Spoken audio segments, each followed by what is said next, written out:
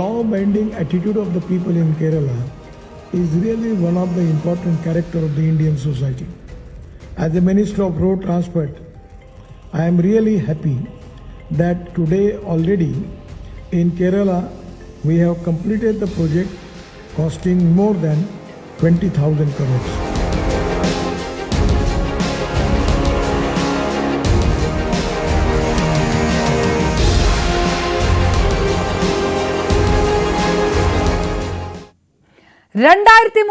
ജനുവരിയിൽ നടന്ന ജിം, 2012 സെപ്റ്റംബറിൽ നടന്ന എമർജിംഗ് കേരള, നടന്നതെല്ലാം കേരള ഫോർ സെയിൽ ആയിരുന്നുവെന്നും കാർഷിക വികസനത്തിന് പ്രാധാന്യം നൽകാതെ നവലിബറൽ പരിഷ്കാരമാണ് നടത്തുന്നതെന്നും ആരോപിച്ച് പ്രതിഷേധവും പ്രക്ഷോഭ പരമ്പരയും നടത്തിയ മുന്നണിയാണ് ഇന്ന് കേരളത്തെ നിക്ഷേപകരുടെ സ്വന്തം നാടാക്കുമെന്നുള്ള പ്രഖ്യാപനം നടത്തുന്നത്.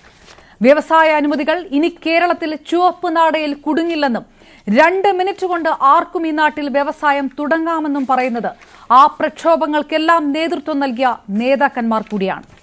അന്നത്തെ ഭരണപക്ഷത്തിന്, അതായത് ഇന്നത്തെ സർക്കാരിന്റെ വ്യവസായ നയങ്ങളെ മുഴുവൻ കുത്തിയിരുന്ന് രാപ്പകൽ കുറ്റം പറയുന്ന ഇപ്പോഴത്തെ പ്രതിപക്ഷത്തിന്റെ പിന്തുണ പക്ഷേ ഇന്ന് ഈ സംഗമത്തിനുണ്ട്. കേരളം വ്യവസായ സൗഹൃദമെന്ന് പറഞ്ഞാൽ സംസ്ഥാനം ഡീപ് സ്റ്റേറ്റ് ആണോ എന്ന് സംസ്ഥാന BJP ചോദിക്കുമ്പോൾ അതേ പാർട്ടിയുടെ കേന്ദ്രമന്ത്രി ഇതേ സംഗമത്തിൽ വന്ന് പ്രഖ്യാപിച്ചത് 3 ലക്ഷം കോടിയുടെ പദ്ധതിയാണ്. നിക്ഷേപ സംഗമത്തിനെതിരെ ഉയരുന്ന രാഷ്ട്രീയ പ്രതിഷേധങ്ങളല്ല വിഷയം. പലതും കണ്ണടച്ചിരുട്ടാക്കൽ മാത്രമാകുന്നു എന്നതുമല്ല പ്രധാന ചോദ്യം. ഇനി ഒരു വ്യവസായിക്കും ഈ നാട് വിട്ടോടേണ്ടി വരില്ലേ?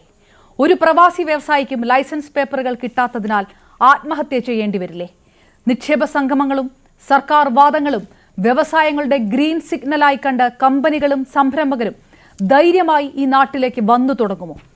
അതോ ഈ നിക്ഷേപക സംഗമവും ജിം പോലെയൊക്കെ ആരംഭ ശൂരത്വമായി ഒടുങ്ങുമോ എന്ന ആശങ്ക കൂടി പങ്കുവെക്കുന്നു. സ്പെഷ്യൽ ഡിബേറ്റിലേക്ക് സ്വാഗതം.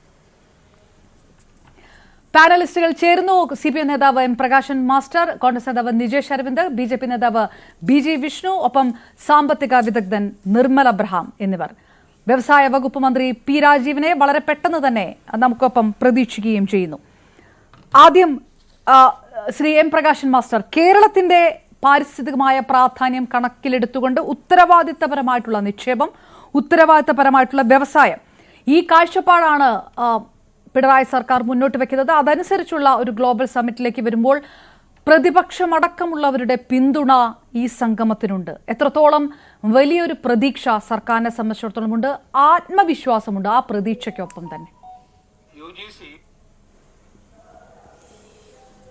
ഇതില് കേരളത്തിൽ കഴിഞ്ഞ 8 വർഷമായി ഇടതുപക്ഷ ജനാധിപത്യ മുന്നണി ഗവൺമെന്റ് അധികാരത്തിൽ വന്നതിന് ശേഷം ഈ ഇൻവെസ്റ്റേഴ്സിനെ കേരളത്തിലേക്ക് ആകർഷിക്കുന്നതിന് വേണ്ടിയുള്ള നിരവധി പരിപാടികൾ, ഇപ്പോൾ ലോക കേരള സഭ ഉൾപ്പെടെ അതിൻ്റെ ഭാഗമാണ്. അതുപോലെ തന്നെ ഇൻവെസ്റ്റ്മെൻറ്റ് മീറ്റുകൾ നിരവധി ഈ കഴിഞ്ഞ കാലത്ത് നടന്നു. തീർച്ചയായും ഇതുവരെ ഇതിനോടൊന്നും സഹകരിക്കാതിരുന്ന പ്രതിപക്ഷം ഇത്തവണ ഇതിൽ പങ്കെടുക്കാൻ തയ്യാറായി എന്നുള്ളത് തീർച്ചയായിട്ടും സന്തോഷകരമായിട്ടുള്ള സംഗതിയാണ്. ഇവിടെ കഴിഞ്ഞ ഗവൺമെൻറ്റിൻ്റെ കാലത്തും ഇതുപോലെയുള്ള ചില നിക്ഷേപ സംഗമങ്ങൾ നടന്നിട്ടുണ്ട്. പക്ഷേ ആ കാലത്ത് അതിന് ഫലമായിട്ട് ഒന്നും ഉണ്ടായിട്ടില്ല എന്നുള്ളത് ചരിത്രം നമ്മളോട് വിളിച്ചു പറയുന്ന ഒരു കാര്യമാണ്. അതല്ലാതെ കേവലമായിട്ടുള്ള ഒരു രാഷ്ട്രീയ പ്രചാരവേലയല്ലത്. ഇവിടെ ഇപ്പോൾ നിങ്ങൾ കാണാൻ പഠിക്കുകയാണെങ്കിൽ ലോകത്തിലെ മികച്ച ബിസിനസ് ഇൻക്യുബേറ്ററായി കേരളത്തിലെ സ്റ്റാർട്ടപ്പ് മിഷനെ തിരഞ്ഞെടുത്തിരിക്കുന്ന കേരള ഗവൺമെന്റ് അല്ല, UBI ഗ്ലോബലാണ്. അവർ പറയുന്നത് ലോകത്തിലെ ഏറ്റവും മികച്ച ബിസിനസ് ഇൻക്യുബേറ്റർ കേരളമാണെന്നാണ്. ഗ്ലോബൽ സ്റ്റാർട്ടപ്പ് എക്കോസിസ്റ്റം നമ്മളിപ്പോൾ കോൺഗ്രസിന്റെ MP ആശ്രയിച്ചിരിക്കുന്നത് അതിൻ്റെ റിപ്പോർട്ടാണ്. ഗ്ലോബൽ സ്റ്റാർട്ടപ്പ് ഇക്കോസിസ്റ്റം റിപ്പോർട്ട് പ്രകാരം ശശി തരൂർ പറഞ്ഞിരിക്കുന്ന റിപ്പോർട്ടിനെ അടിസ്ഥാനപ്പെടുത്തിയിട്ടാണ് എഫോർഡബിൾ ടാലന്റിൽ ഏഷ്യയിൽ ഒന്നാമതായിട്ട് ഇന്ന് കേരളം വന്നിരിക്കുന്നു. എന്ന് മാത്രമല്ല ഈസ് ഓഫ് ഡൂയിങ് ബിസിനസ്സിൽ ഇപ്പോൾ എല്ലാ ഗവൺമെന്റുകളും ഒരുപോലെയാണെന്ന് പറയുന്നതോടെ ഞാൻ ചോദിക്കട്ടെ, ഉമ്മൻചാണ്ടി ഗവൺമെന്റിന്റെ കാലത്ത് കേരളത്തിന്റെ സ്ഥാനം എന്താ? 28ആണ്. അത് കുറച്ച് 15ആയി. ഈ വർഷം അത് 1ാം സ്ഥാനത്തേക്ക് എത്തിയിരിക്കുന്നു. സ്റ്റാർട്ടപ്പുകളുടെ ആഗോള വളർച്ച, ഇതെല്ലാം ഇതും ഈ പറഞ്ഞ റിപ്പോർട്ടാണ്, ഗ്ലോബൽ സ്റ്റാർട്ടപ്പ് എക്കോസിസ്റ്റം റിപ്പോർട്ടാണ്. ആ റിപ്പോർട്ടിന്റെ അടിസ്ഥാനത്തിൽ ലോകത്തിലുള്ള സ്റ്റാർട്ടപ്പ് ആഗോള വളർച്ചാ ശതമാനം 46ആണ്. കേരളത്തിൽ അതേസമയം അതിൻ്റെ ഏതാണ്ട് 6 ഇരട്ടിയാണ്, 254%. അതുപോലെ തന്നെ നിങ്ങൾ കാണാൻ വേണ്ടി കഴിയും ഇവിടെ ഹൈ ക്വാളിറ്റി ഇൻഫ്രാസ്ട്രക്ചർ ഉണ്ടാക്കുന്നതിന് വേണ്ടിയുള്ള വലിയ ശ്രമങ്ങൾ ഈ കാലത്ത് നടന്നു. അത് വ്യവസായ വികസനത്തിന് അത്യന്താപേക്ഷിതമായ കാര്യമാണ്. അതുപോലെ തന്നെ കേരളത്തിലേക്ക് ആവശ്യമായിട്ട് വൈദ്യുതി, പവർ കട്ട് ഇല്ലാത്ത ഒരു സംസ്ഥാനമാണ് ഇന്ന് കേരളം. സമ്പൂർണ്ണ വൈദ്യുതീകരണം നടന്നിരിക്കുന്ന ഒരു സംസ്ഥാനമാണ് കേരളം. ഇതെല്ലാം വ്യവസായ നിക്ഷേപത്തിന് അത്യന്താപേക്ഷിതമാണ്. അതുപോലെ തന്നെ NH പണി 40 കൊല്ലമായിട്ട് നടക്കാത്തത് ഇപ്പോൾ നടക്കാൻ ഇക്കൊല്ലം പൂർത്തീകരിക്കപ്പെടും. അതുപോലെ ഗ്യാസ് പൈപ്പ് ലൈൻ വന്നു കഴിഞ്ഞു. കേരളത്തിൽ എവിടെ വ്യവസായം ആരംഭിച്ചാലും അവിടെയെല്ലാം തന്നെ ഗ്യാസ് കൊടുക്കാൻ വേണ്ടി കഴിയാവുന്ന ടെർമിനൽ ഇന്ന് സ്ഥാപിക്കപ്പെട്ടിരിക്കുന്നു. എവിടെയും കേരളത്തിൽ വൈദ്യുതി കൊടുക്കാൻ വേണ്ടി കഴിയാവുന്ന സംവിധാനം ഇന്ന് കേരളത്തിൽ വന്നിരിക്കുന്നു. വലിയ നിലക്കുള്ള റോഡ് കണക്ടിവിറ്റി നാട്ടിലാകത്തിന് ഉയർന്നു വന്നിരിക്കുന്നു. ഇത് ഉയർത്തിയിരിക്കുന്ന ഒരു പശ്ചാത്തലമുണ്ട്. ആ ഒരു പശ്ചാത്തലത്തിലാണ് കേരളത്തിലെ വ്യവസായ രംഗം വികസിക്കുന്നത്. അതിനുവേണ്ടി ഇടതുപക്ഷ ജനാധിപത്യ മുന്നണി ഗവൺമെന്റ് നടത്തിയിരിക്കുന്ന നീക്കങ്ങൾ ചെറുതല്ല. ഇപ്പോൾ നിങ്ങൾ കാണാൻ വേണ്ടി കഴിയും കൊച്ചിയിൽ ഹൈഡ്രജൻ വാലി പ്രോജക്റ്റ്, അത് നിങ്ങൾ കാണാൻ വേണ്ടി കഴിയും വേൾഡ് ഇക്കോണമിക് ഫോറം ചൂണ്ടിക്കാട്ടിയിട്ടുള്ള ലോകത്തിലെ 13 ലീഡിംഗ് ഗ്ലോബൽ ഇൻഡസ്ട്രിയൽ ക്ലസ്റ്ററിൽ ഒന്ന് അതാണ് എന്നുള്ളത് ഇന്ന് ബഹുമാനപ്പെട്ട മുഖ്യമന്ത്രി അദ്ദേഹത്തിന് പ്രസംഗത്തിൽ ചൂണ്ടിക്കാണിച്ചിട്ടുണ്ട്. അപ്പോൾ എത്രമാത്രം വലിയ വികാസമാണ് വ്യവസായവുമായി ബന്ധപ്പെട്ടുകൊണ്ട് കേരളത്തിൽ ഉണ്ടാക്കിയിട്ടുള്ളത്. ഇതെങ്ങനെ സംഭവിച്ചതാ? നേരത്തെയുള്ള ഗവൺമെന്റ് തുടർച്ചയായി സംഭവിച്ചതല്ല. ഇപ്പൊ നിങ്ങൾ കാണാൻ വേണ്ടി കേരള ഗവൺമെന്റ് ഇതുമായി ബന്ധപ്പെട്ടുകൊണ്ട് ഇന്നത്തെ LDF-ന്റെ ഗവൺമെന്റ് വളരെ പ്രധാനപ്പെട്ട ഒരു നിയമം പാസാക്കി. Kerala micro small medium enterprise facilitation act 2019. ആ ആക്ട് പാസ്സാക്കുന്ന സമയത്ത് അന്ന് വ്യവസായ മന്ത്രിയുടെ PS ആയിരുന്നു ഞാൻ. എനിക്ക് അതിന്റെ എല്ലാ വിശദാംശങ്ങളെ സംബന്ധിച്ചും അറിയാം. കേരളത്തിൽ എത്തിച്ചേരുന്ന വ്യവസായികൾക്ക്, പ്രത്യേകിച്ച് മൈക്രോ സ്മോൾ മീഡിയം വ്യവസായികൾക്ക് ഒരു പ്രയാസമില്ലാതെ അവർക്ക് വ്യവസായം ആരംഭിക്കാനും 3.5 കൊല്ലത്തിനുള്ളിൽ മാത്രം ലൈസൻസ് വാങ്ങിയാൽ മതി എന്ന് പറയുന്ന ഒരു നില ഉണ്ടാക്കിയിട്ടുള്ളത് ഇടതുപക്ഷ മുന്നണി ഗവൺമെന്റാണ്. ഇത് കേരളം നേരിട്ടുകൊണ്ടിരിക്കുന്ന ഏറ്റവും പ്രധാനപ്പെട്ട പ്രശ്നം ബ്രെയിൻ ഡ്രെയിനാണ്. ലക്ഷക്കണക്കിന് കോടി രൂപ ചെലവഴിച്ച് നമ്മൾ നമ്മുടെ മക്കളെ പഠിപ്പിക്കുന്നു. പക്ഷെ അവരുടെ സേവനമെല്ലാം കിട്ടുന്നത് അന്യ സംസ്ഥാനങ്ങളിലോ അന്യ രാജ്യങ്ങളിലോ ആണ്. അവർക്ക് ഇവിടെ ജോലി കൊടുക്കാൻ വേണ്ടി കഴിയുന്നില്ല. അപ്പോൾ അവരുടെ തൊഴിലില്ലായ്മ പരിഹരിക്കാനും അതുപോലെ കേരളം ഉണ്ടാക്കിയിരിക്കുന്ന ഈ ബ്രെയിനിന്റെ യഥാർത്ഥമായ സേവനം കേരളത്തിന് കിട്ടാൻ വേണ്ടി കഴിയണമെങ്കിൽ ഇവിടെ ഇൻവെസ്റ്റ്മെന്റ് ഉണ്ടാവണം, വ്യവസായ നിക്ഷേപം വരണം. അതിനു വേണ്ടിയിട്ടുള്ള വലിയ ശ്രമങ്ങളാണ് ശ്രീ എം പ്രകാശൻ മാസ്റ്റർ ദോഷൈക ദൃക്കായിട്ട് ഈ ചർച്ചയെ കാണുന്നേയില്ല. പ്രതിപക്ഷം പോലും ഇതിൽ വളരെ പിന്തുണ നൽകിക്കൊണ്ട് നിൽക്കുമ്പോൾ ഒരു മാധ്യമവും ഇതിനെ ദോഷൈക ദൃക്കായി കാണുന്നില്ല. അപ്പോഴും ഇത് എത്രത്തോളം മുന്നോട്ട് പോകുമെന്നുള്ളൊരു സംശയം ഒരു വശത്ത് സ്വാഭാവികമായിട്ട് ഉയർന്ന കാര്യമാണ്. അപ്പോഴും CPM ഇതിന് മുൻകാലങ്ങളിൽ സ്വീകരിച്ച പല നിലപാടുകളും ചില ഐറണികളായിട്ട് ഇതിനിടയിൽ ഉയർന്നു വരാറുണ്ട്. അത് 2012 ആഗോള നിക്ഷേപ സംഘം നടക്കുമ്പോൾ വിൽക്കാനുണ്ട് കേരളം എന്ന് പറഞ്ഞ് BS അച്യുതാനന്ദൻ എഴുതിയ ലേഖനം തൊട്ട് ഇപ്പോൾ ഈ പരിപാടി നടക്കുന്ന ഹയറ്റ് റീജൻസിയുടെ നിർമ്മാണത്തിനെതിരെ CPM നടത്തിയ പ്രതിഷേധം വരെ ഇങ്ങനെ നീണ്ടു കിടക്കുന്നുണ്ട്. ഇതല്ലായിരുന്നു സ്വീകരിക്കേണ്ട നിലപാടുകൾ കഴിഞ്ഞ കാലങ്ങളിൽ എന്നുള്ള ഒരു സ്വയം തിരിച്ചറിവും ആ ഒരു സന്ദേശവും ഒക്കെ കൂടിയാണ് പാർട്ടിയുടെ നേതാക്കൾ നൽകുന്നത്. അങ്ങനെ ശശി തരൂർ എഴുതിയിരിക്കുന്ന ലേഖനത്തിൽ അദ്ദേഹം പറഞ്ഞിരിക്കുന്ന ഒരു കാര്യം ഞാൻ നിങ്ങളുടെ ശ്രദ്ധയിൽപ്പെടുത്തുകയാണ്.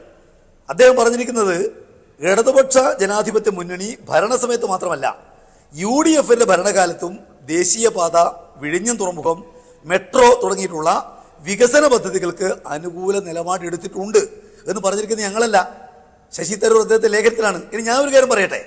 വിഴിഞ്ഞം തുറമുഖം അദാനിക്ക് കൊടുത്തതിനെ സംബന്ധിച്ച് ഞങ്ങൾക്ക് കടുത്ത എതിർപ്പുണ്ട്. വലിയ അഴിമതിയാണ്, കേരളത്തിൽ വിൽക്കുന്നതിന് തുല്യമായ അഴിമതിയാണ് നടന്നത് എന്നുള്ള അഭിപ്രായം ഞങ്ങൾക്കുണ്ട്. പക്ഷെ അപ്പോഴും ഞങ്ങളെടുത്ത നിലപാടെന്താ? നിങ്ങൾ ഓർമ്മയില്ല, 2016 മധ്യത്തിലാണല്ലോ പിണറായി വിജയന്റെ ഗവൺമെന്റ് വരുന്നത്.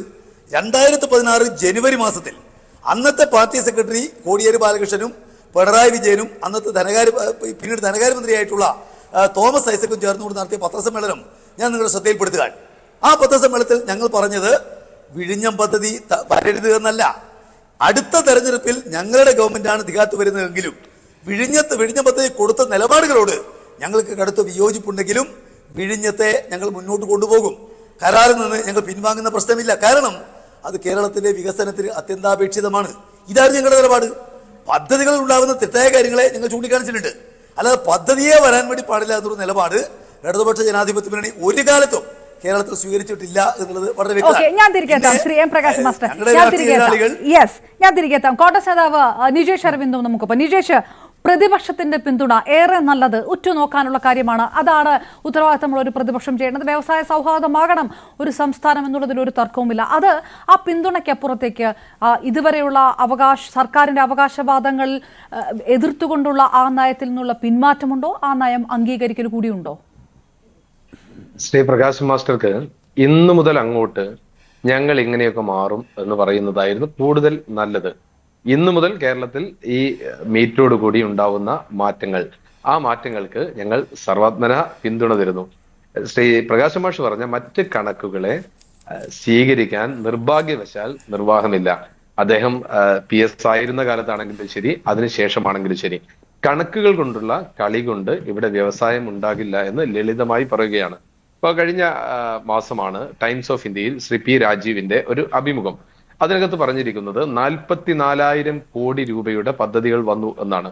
മറ്റൊരു വിവരാവകാശ നിയമപ്രകാരം കിട്ടിയ മറുപടിക്കകത്ത് ഒരു ഗോവിന്ദൻ നമ്പൂതിരിക്ക് കിട്ടിയ മറുപടിയിൽ പറയുന്നത് കേരളത്തിൽ ആകെ 5 പദ്ധതികളാണ് കഴിഞ്ഞ 11 വർഷത്തിനിടയിൽ 100 കോടി രൂപയിൽ വന്നത് എന്നാണ്. രാജീവിന്റെ ലേഖനത്തിൽ പറയുന്നത് 600 ചില്ലാനം പദ്ധതികൾ 1 കോടി രൂപയുടെ മുകളിലും 103 പദ്ധതികൾ 100 കോടി രൂപയുടെ മുകളിലും കേരളത്തിൽ മുതൽ മുടക്കി എന്നാണ്. ഇതേ സർക്കാർ തന്നെ വിവരാവകാശ നിയമപ്രകാരം കൊടുക്കുന്ന മറുപടിയിൽ പറയുന്നു തിരുവനന്തപുരത്ത് വിഴിഞ്ഞം പദ്ധതിയാണ് ഏറ്റവും കൂടുതൽ ഫണ്ട് വന്നിരിക്കുന്നത്, 7,526 കോടി. അതാണ് ഒന്നാമത്തെ പദ്ധതി. തിരുവനന്തപുരത്തിന് സൂപ്പർ സ്പെഷ്യാലിറ്റി ഹോസ്പിറ്റൽ 600 കോടി, തൃശ്ശൂരിലെ ഒരു ഹോട്ടൽ 600 കോടി, മറ്റൊരു സൂപ്പർ സ്പെഷ്യാലിറ്റി ഹോസ്പിറ്റൽ 1,200 കോടി, പിന്നെ കോഴിക്കോട്ടെ ലുലു മാൾ 250 കോടി. ഇതാണ് സർക്കാർ തന്ന കണക്ക്.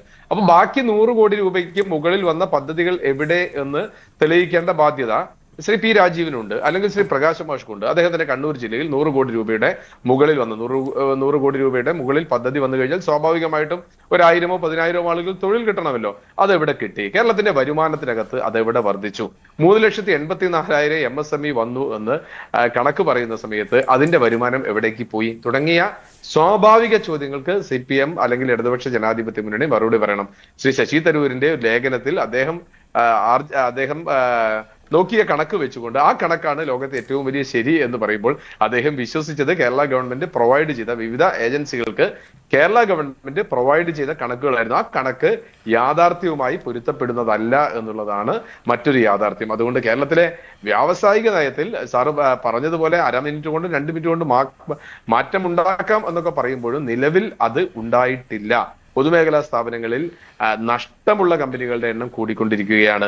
പൂട്ടിക്കിടക്കുന്ന പൊതുമേഖലാ സ്ഥാപനങ്ങളിൽ ചർച്ച ചെയ്യാൻ, മാറ്റം വരുത്താൻ സാധിച്ചിട്ടില്ല. കണ്ണൂരും കോഴിക്കോട്ടും ഒക്കെ പൂട്ടിക്കിടക്കുന്നത് പൂട്ടി തന്നെയാണ് കിടക്കുന്നത്. ഇങ്ങനെയുള്ള കാര്യങ്ങൾ ഞാനിതിനെ ആക്ഷേപിച്ചുകൊണ്ട് പറയുകയല്ല. ഇത് മാറ്റം വരുത്താൻ എന്ത് നയവ്യത്യാസമാണ് ഉണ്ടായത്? പിന്നെ നേരത്തെ പറഞ്ഞ കണക്ടിവിറ്റി, ഒരു സംശയമില്ല 2012 ശേഷം ഇന്ത്യ രാജ്യത്തെ റോഡുകളുടെ നിർമ്മാണത്തിൽ വലിയ മാറ്റമുണ്ടായിട്ടുണ്ട്.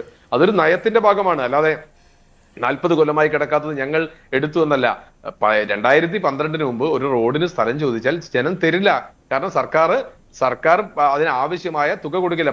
പണ്ടെവിടെയോ എഴുതി വെച്ച കണക്കിലെ പണം മാത്രമേ കൊടുക്കൂ.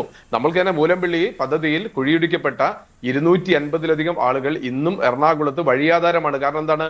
അന്നത്തെ നഷ്ടപരിഹാരം വളരെ തുച്ഛമായിരുന്നു, തുച്ഛമായിരുന്നു. അവർ പുറത്തായി. സർക്കാരിന്റെ മൂലംപള്ളി പദ്ധതി കൊണ്ട് അവർ പുറത്തായി. അവർക്ക് റീഹാബിലിറ്റേഷൻ നടന്നില്ല. എന്നാൽ 2012 ശേഷം റീഹാബിലിറ്റേഷന്റെ നിയമം വന്നപ്പോൾ മാർക്കറ്റ് വിലയും അതിൽ കൂടുതലും കൊടുക്കാൻ തയ്യാറായപ്പോൾ കേരളത്തിലെ ആളുകൾ റോഡിന് സ്ഥലം കൊടുക്കാൻ തയ്യാറാണ്. കാരണം എന്താണ്? റോഡരികിൽ നിന്ന് പോയാലും മറ്റൊരു സ്ഥലത്ത് റീഹാബിലിറ്റേറ്റ് ചെയ്യാൻ, പുനരധിവാസം നടത്താൻ ആവശ്യമായ തുക വകയിരുത്തിയിട്ടുണ്ട്. ആ നിയമത്തിനെ ഹൈലൈറ്റ് ചെയ്യേണ്ടത് പോലെ ഞങ്ങളാണ് ഇതെല്ലാം ചെയ്തത് എന്നല്ല, ഒരു നിയമം ഉണ്ടാക്കുന്ന ഇമ്പാക്ട് ആണത്. അത് അംഗീകരിച്ചുകൊണ്ട് വേണം നമ്മൾ കണക്ക് P രാജീവിന്റെ ഏറ്റവും പുതിയ ഫേസ്ബുക്ക് പോസ്റ്റിനകത്ത് പറയുന്നത് ഇവിടെ ഞങ്ങൾക്ക് വേണ്ടി സംസാരിക്കാൻ, ഞങ്ങൾക്കൊപ്പം സംസാരിക്കാൻ കേരളത്തിലെ വ്യവസായികൾ എല്ലാവരും ഉണ്ടാകും. അതാണ് ഏറ്റവും പുതിയ, അതായത് ആ ഒരു ആത്മവിശ്വാസം കൂടി കോൺഗ്രസ് മുഖവിലേക്ക് എടുക്കുന്നില്ലേ? അല്ല, അവർക്ക് വേണ്ടി സംസാരിക്കാൻ കേരളത്തിലെ വ്യവസായികൾ ഉണ്ടാകും എന്ന് പറഞ്ഞാൽ നമ്മൾ അങ്ങനെ ഉണ്ട് എങ്കിൽ നമുക്ക് അംഗീകരിക്കാം. പക്ഷേ കേരളത്തിൽ അതിനാവശ്യമായ എന്ത് സാഹചര്യമാണ് ഒരുക്കിയത് എന്നുള്ളത് പറയണം. ഇപ്പൊ തന്നെ നമ്മൾ കഴിഞ്ഞ ആഴ്ചകളൊക്കെ ചർച്ച ചെയ്ത ഒരു വിഷയം പാലക്കാട്ടെ എലപ്പുള്ളിയിലെ ഓയസിസ് കമ്പനിയാണ്. ഞാൻ ഉദാഹരണം, ഞാനതിന്റെ വിശദാംശങ്ങളിലേക്കല്ല പോകുന്നത്. ആ ഓയസിസ് കമ്പനിക്ക് വേണ്ടി CPMന്റെ പ്രതികൾ ഇവിടെ വന്ന് വാദിക്കുമ്പോൾ അതേ ജില്ലയിൽ തന്നെ പൊതുമേഖലയിലുള്ള മലബാർ ബിവറേജസ് മലബാർ മദ്യ കമ്പനി പൂട്ടിക്കിടക്കുക, വെള്ളം കിട്ടാത്തതുകൊണ്ട്. നമ്മള് കിൻഫ്രയ്ക്ക് 1,97,000 രൂപ അടച്ച് വെള്ളത്തിന് വേണ്ടി കാത്തിരിക്കാൻ തുടങ്ങിയിട്ട് 3 കൊല്ലമായി. അവർക്ക് വെള്ളം കൊടുത്തിട്ടില്ല. ഇങ്ങനെ വ്യവസായ സൗഹൃദ അന്തരീക്ഷം ഉണ്ട് എങ്കിൽ, OICസിന് വെള്ളം കൊടുക്കുന്നുണ്ട് എങ്കിൽ, നിലവിലുള്ള കമ്പനിക്ക്, പൊതുമേഖലാ കമ്പനിക്ക് ആ വെള്ളം കൊടുക്കാൻ ഈ ഗവൺമെന്റിന് സാധിച്ചിട്ടുണ്ടോ? ഇതൊരു ചോദ്യമാണ്. പണം അടച്ചവന് വെള്ളം കൊടുക്കാൻ 3 മിനിറ്റ് കൊണ്ട് വരും, 3.5 കൊല്ലം കൊണ്ട് ലൈസൻസ് ഉണ്ടാക്കി എന്ന് പറയുമ്പോൾ പൊതുമേഖലാ സ്ഥാപനത്തിനകത്ത് അത് സാധ്യമാക്കാൻ ഈ ഗവൺമെന്റ് സാധിച്ചിട്ടുണ്ടോ? ഈ ഗവൺമെന്റ് ആർജവമുണ്ടോ എന്നാണ്. പിന്നെ വിഴിഞ്ഞ പദ്ധതിയുടെ കാര്യമൊന്നുമല്ല. 5000 കോടിയുടെ പകൽക്കൊള്ള എന്നൊക്കെ ആക്ഷേപിക്കുന്ന സമയത്ത് ആലോചിക്കേണ്ടിരുന്നു. പണ്ടാണെങ്കിൽ പ്രകാശ് മാഷെ പറഞ്ഞൊന്നും കണക്കിൽപ്പെട്ടില്ല. ഇപ്പം പറയുന്നത് ലൈവാണ്. എത്ര കാലം കഴിഞ്ഞാലും നിലനിൽക്കും. ശ്രീ പിണറായി വിജയനാണ് പറഞ്ഞത് 5000 കോടിയുടെ പകൽക്കൊള്ള. എറണാകുളത്തെ എയർപോർട്ട് വരുമ്പോൾ എന്റെ നെഞ്ചത്ത് കൂടിയ വിമാനം ഓടിക്കുക എന്ന് പറഞ്ഞത് S ശർമ്മയാണ്. പിന്നെ ഗെയിൽ പൈപ്പ് ലൈനെ പറ്റി നിങ്ങൾ ഊറ്റം കൊള്ളുന്ന സമയത്ത് എന്റെ നാട്ടിൽ ജോർജൻ തോമസ് ഉണ്ടായിരുന്ന സമരത്തിന്, അവിടെ രാജീവ് ഉണ്ടായിരുന്ന സമരത്തിന്, അത് നിങ്ങൾ ഇപ്പൊ ഗൂഗിളിൽ ചെയ്ത് നോക്കിയാൽ നിങ്ങൾക്ക് കിട്ടും. അതുകൊണ്ട് CPM ഇന്നലെ ചെയ്ത ട്രാക്ടറിന്റെ കാലം മുതൽ, സ്വാതന്ത്ര്യം കിട്ടിയ കാലം മുതൽ, ഹരിത വിപ്ലവത്തിന്റെ കാലം മുതൽ, ട്രാക്ടറിന്റെ കാലം മുതൽ, കല്ലുവെട്ടി യന്ത്രത്തിന്റെ കാലം മുതൽ ഇങ്ങോട്ട് CPM എടുത്ത സമീപനം എന്തായിരുന്നത് പരിശോധിച്ച് ഞാനിത് വെച്ച് കുറ്റപ്പെടുത്താൻ ആക്ഷേപിക്കാൻ തയ്യാറില്ല. CPMന് നയമാറ്റമുണ്ടായി. ശശി തരൂരിന്റെ ലേഖനത്തിൽ തന്നെ പറഞ്ഞതുപോലെ ഏത് വ്യവസായം വരുമ്പോഴും ചുവന്ന കൊടി സ്ഥാപിച്ചത് എടുത്തു മാറ്റിയെന്ന് ഗവൺമെന്റ് പ്രതിനിധികളും പറയുന്നതിനെ ഞാൻ സ്വീകരിക്കുന്നു എന്നാണ് പറയുന്നത്. കേരളത്തിലെ ഏത് വ്യവസായം പൂട്ടിക്കഴിഞ്ഞാലും അതിന്റെ ഒരു ചെറിയ ഉത്തരവാദിത്തം ഏത് കാലത്തും ഉണ്ടായിരുന്നത് ചില ചുവന്ന കൊടികൾക്കായിരുന്നു എന്നുള്ളത് ഒരു യാഥാർത്ഥ്യമാണ്. ആ കൊടികൾ എടുത്തു മാറ്റാൻ CPM തയ്യാറായി കഴിഞ്ഞാൽ തന്നെ 80% പ്രശ്നം തീർന്നു. കേരളത്തിലെ വ്യവസായങ്ങളോട് നല്ല സമീപനം കാണിച്ചാൽ, CPM കാണിച്ചാൽ തീരുന്ന പ്രശ്നമേ ഉള്ളൂ എന്ന് CPM തന്നെ തിരിച്ചറിയുകയാണ്. ഞങ്ങളെ സംബന്ധിച്ചോളം ക്രിയാത്മകമായി ഞങ്ങൾ സപ്പോർട്ട് ചെയ്യും. ഇവിടെ വ്യവസായം വന്നാൽ അത് ഗവൺമെന്റിന്റെ വ്യവസായം എന്നല്ല ഞങ്ങൾ കാണുന്നത്. കേരളത്തിലെ ഒരു സാധാരണക്കാരന്, ഒരു പൗരന് തൊഴിൽ കിട്ടുന്ന, ഈ നാടിന്റെ വരുമാനം വർദ്ധിക്കുന്ന, ഈ നാടിന്റെ ആളുകളുടെ ജീവിത സൗകര്യം വർദ്ധിക്കുന്ന ഒന്നായിട്ട് മാത്രമേ ഞങ്ങൾ കാണുന്നുള്ളൂ. ഞങ്ങൾ 2 കൈയും നീട്ടി സ്വീകരിക്കും. പക്ഷെ വാചക കസർത്ത് മാത്രം നമുക്ക് അതിലേക്കൂടെ കടക്കാം.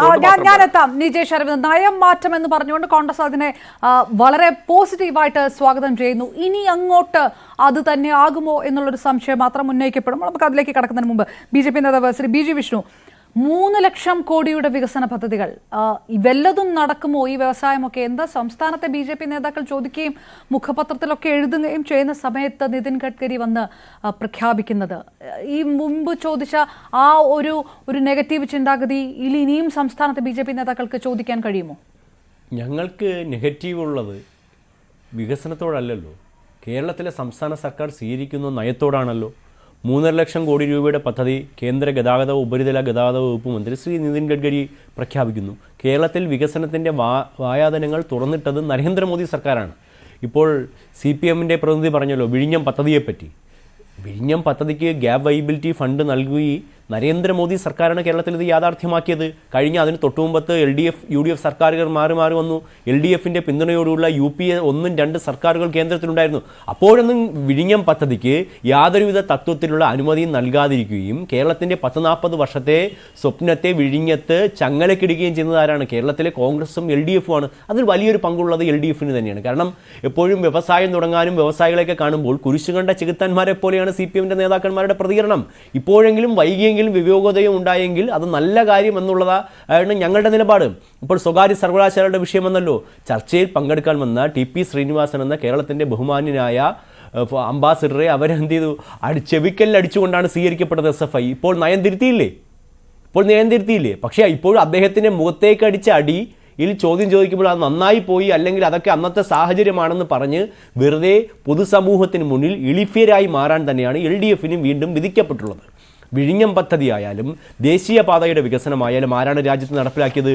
ഭാരത് മാല പദ്ധതിയുടെ ഭാഗമായി. അത് കേരളത്തിൽ മാത്രമല്ല, ഈ രാജ്യത്തെ സർവ്വസ്ഥലങ്ങളിലെ റോഡുകൾ വികസിപ്പിക്കുക എന്നുള്ളത് നരേന്ദ്രമോദി സർക്കാരിൻ്റെ കാഴ്ചപ്പാടാണ്. കാരണം റോഡ് വികസനത്തിലൂടെ മാത്രമേ വികസനം ജനങ്ങളിൽ എത്തിക്കാനും ഗതാഗത സൗകര്യങ്ങൾ വർദ്ധിപ്പിച്ചാൽ മാത്രമേ വലിയ രീതിയിലുള്ള നിക്ഷേപങ്ങൾ ഉണ്ടാവാനും ഗതാഗത സൗകര്യത്തിന് മാത്രമേ കഴിയൂ. അത് ഗതാഗത സൗകര്യത്തിൽ മാത്രമല്ല, ഇപ്പോൾ വിമാനങ്ങൾ, പോർട്ടുകളുടെ കാര്യത്തിലായാലും വിമാനത്താവളത്തിൻ്റെ കാര്യത്തിലായാലും എല്ലാ കാര്യത്തിലും എല്ലാത്തിനെയും ചേർത്ത് പിടിച്ചുകൊണ്ട് ഒരു നൂലിൽ കൂടി കൊണ്ടുപോയി രാജ്യത്തിൻ്റെ എല്ലാ തരത്തിലുള്ള വികസന പ്രവർത്തനങ്ങൾ യാഥാർത്ഥ്യമാക്കുക എന്നുള്ളതാണ്.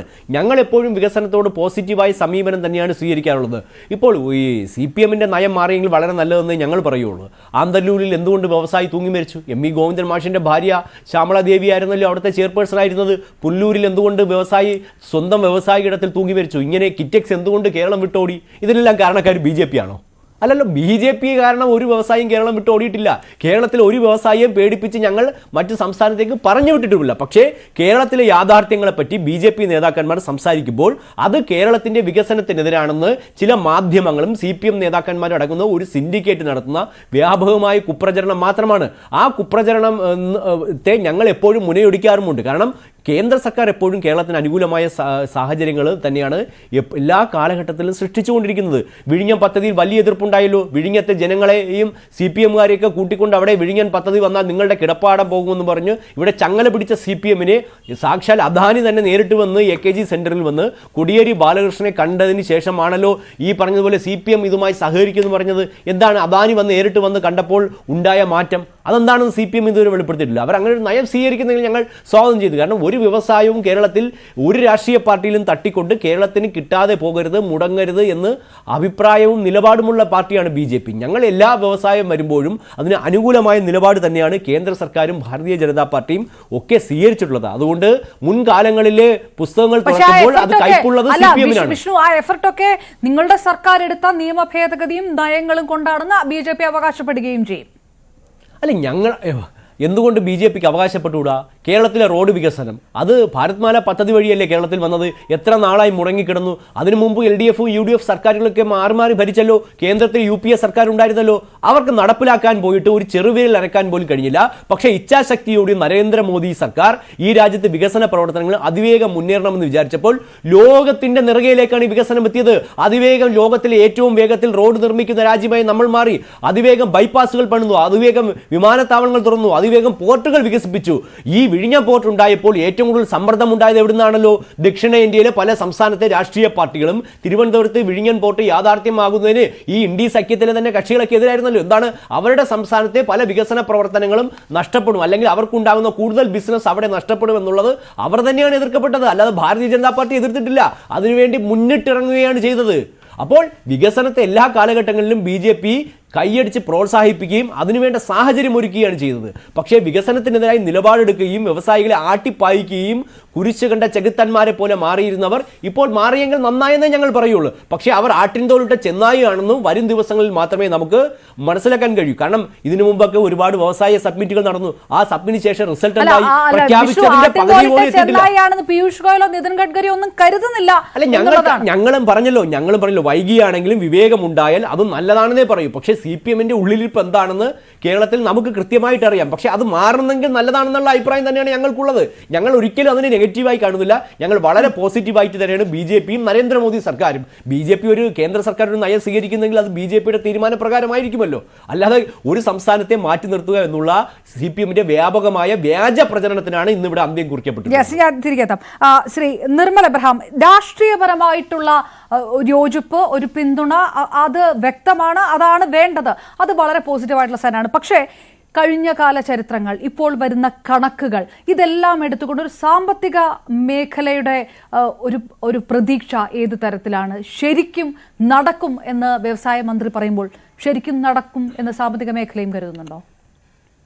ഇല്ല, കഴിഞ്ഞകാല കണക്കുകൾ വെച്ച് തന്നെ തുടങ്ങാം. പണ്ട് മുതലുള്ള ഒരു ടൈം ലൈൻ നോക്കിയാൽ ഒരുപാട് ഇമ്പ്രൂവ്മെന്റ്സ് ഉണ്ടായിട്ടുണ്ട്. കാരണം 80കളിലും 90കളിലും ഒരുപാട് ഇൻഡസ്ട്രീസ്, ഗ്രാസിം ഇൻഡസ്ട്രീസ് ഉണ്ട്, മധുര കോട്ട്സ് ഉണ്ട്, പ്രീമിയർ കേബിൾസ് ഉണ്ട്. അതിനുശേഷം 2006 BMW ഇവിടെ വന്നിട്ട് സമരം കണ്ട് പേടിച്ചോടി. അത് കഴിഞ്ഞ് 2018 സിന്തൈറ്റ് കമ്പനി പോകുന്നു ഭീഷണിപ്പെടുത്തി, 19 മുത്തൂറ്റ് നിർത്തി പോകുന്നു ഭീഷണിപ്പെടുത്തി, 21 കിറ്റെക്സ് നേരത്തെ പറഞ്ഞ പോലെ വിട്ടുപോയി. പക്ഷെ ഇതിൽ നിന്നൊക്കെ ഈ കഴിഞ്ഞ ഒരു 2-3 വർഷത്തിൽ അദ്ദേഹം പറഞ്ഞതിൽ ഒരു തിരുത്തലുണ്ട്. ഉമ്മൻചാണ്ടി സർക്കാരിന്റെ സമയത്ത് മാത്രമല്ല, ഈ സമയത്തും പിണറായി വിജയൻ സർക്കാരിന്റെ സമയത്ത് 2021 കിറ്റെക്സ് വിട്ടുപോകുന്ന സമയത്ത് 28ാം സ്ഥാനത്തായിരുന്നു. അവിടുന്ന് 15ലേക്ക് എത്തി. അത് കഴിഞ്ഞ് ഈസ് ഓഫ് ഡൂയിങ് ബിസിനസ് റിഫോംസിൽ 1ാം സ്ഥാനത്തെത്തി. തീർച്ചയായിട്ടും കമന്റബിൾ ആണ്. പൊളിറ്റിക്കൽ ഡിഫറൻസസ് മാറ്റിവെച്ച് എല്ലാവർക്കും പറയാവുന്ന ഒരു കാര്യമാണ്, കമന്റബിൾ ആയിട്ടുള്ള ഒരു കാര്യമാണ്. അതേപോലെ ഏഷ്യയിലെ ഏറ്റവും ടോപ്പ് 20 സ്റ്റാർട്ടപ്പ് എക്കോസിസ്റ്റംസിൽ ഒന്നാണ് കേരളം ഇപ്പോൾ. അപ്പോൾ അതിലൊക്കെ തീർച്ചയായിട്ടും ഒരു കേരളീയൻ എന്നുള്ള നിലയ്ക്ക്, ഒരു ബിസിനസ് അനലിസ്റ്റ് എന്നുള്ള നിലയ്ക്ക് തീർച്ചയായിട്ടും അഭിമാനിക്കാവുന്ന ഒരു കാര്യമാണ്. പക്ഷെ പ്രശ്നം ഇവിടെയാണ്. അതായത് നേരത്തെ കോൺഗ്രസിന്റെയും BJPയുടെയും പ്രതിനിധികൾ ചൂണ്ടിക്കാട്ടിയ പോലെ ചില കണക്കുകൾ കൊണ്ടുള്ള കളി മാത്രമായി പോകാതെ അടുത്ത വർഷം ഇലക്ഷൻ വരാനിരിക്കും, ഇതിനെ ഒരു ക്യാമ്പയിൻ ഓപ്പർച്യൂണിറ്റി ആയിട്ട് മാത്രം യൂസ് ചെയ്യാൻ നല്ല കാര്യം. കാരണം കഴിഞ്ഞ മുന്നത്തെ ബഡ്ജറ്റ് എടുക്കുക. ഇപ്പൊ ഈ വർഷവും കേരള സ്റ്റാർട്ടപ്പ് മിഷന് വേണ്ടി തുക മാറ്റിവെച്ചായിട്ട് പറഞ്ഞു.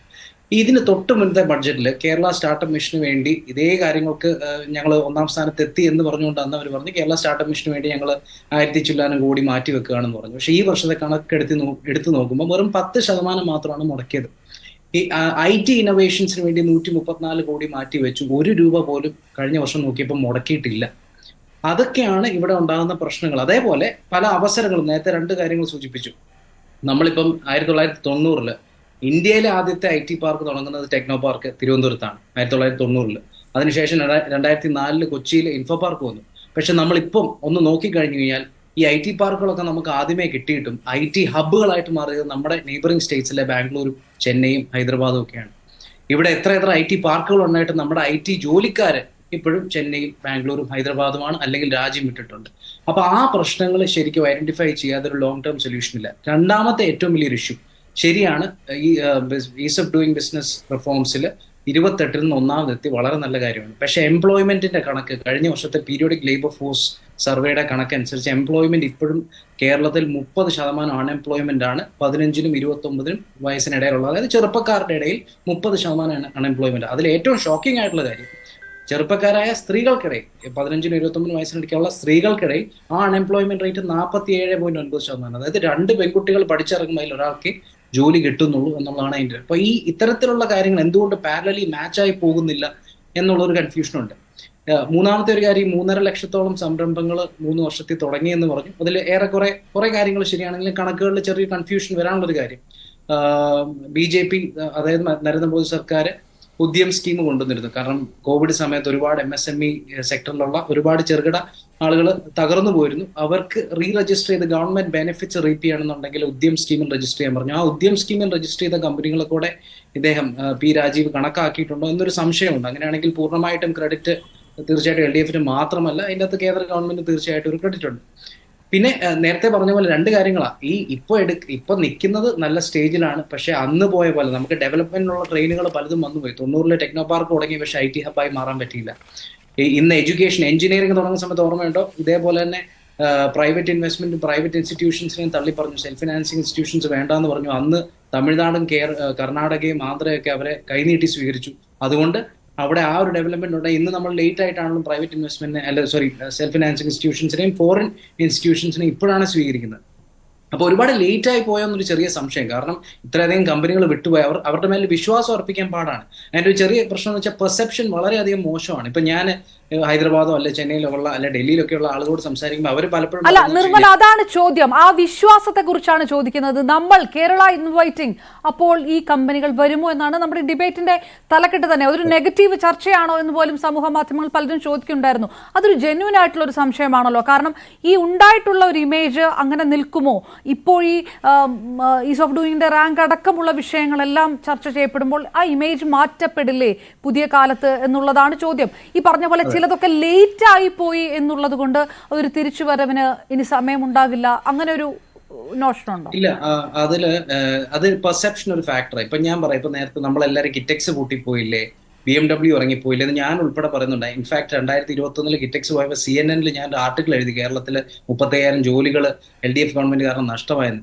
ഈ കഴിഞ്ഞ ദിവസം എനിക്ക് അതിന്റെ പേരിൽ അതിനെ ടാഗ് ചെയ്തുകൊണ്ട് കുറെ മെസ്സേജുകളൊന്നും ഇപ്പൊ എങ്ങനെ ഉണ്ട് സാറേ എന്ന് ചോദിച്ച് കളിയാക്കുന്ന വട്ടത്തിൽ ഒരു പക്ഷേ CPM സപ്പോർട്ടേഴ്സ് ആയിരിക്കും എനിക്ക് അയച്ചു തന്നു.